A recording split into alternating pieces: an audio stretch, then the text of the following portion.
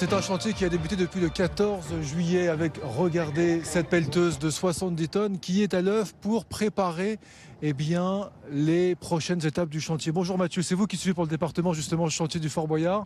C'est quoi justement cette fameuse étape de préparation? En fait, on nivelle le sol pour atteindre une certaine cote et poser les ouvrages qui seront préfabriqués à terre. On a un peu de chance, on est juste devant ce bâtiment. Il a quel âge d'ailleurs? Alors, il a à peu près 160 ans. Bon, et c'est quoi le problème exactement?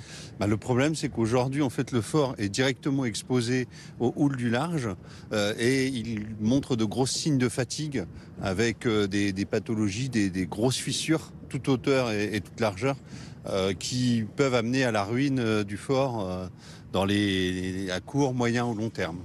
Et votre chantier dépend beaucoup de la météo pour pouvoir travailler. C'est, on va dire, la contrainte essentielle pour ce chantier.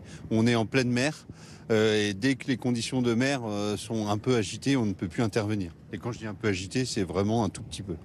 Merci beaucoup. Coût du chantier, 44 millions d'euros. Si vous aussi, vous souhaitez contribuer pour participer à la restauration de ce fort, vous pouvez faire un don sur notamment une cagnotte qui était ouverte par la Fondation du patrimoine.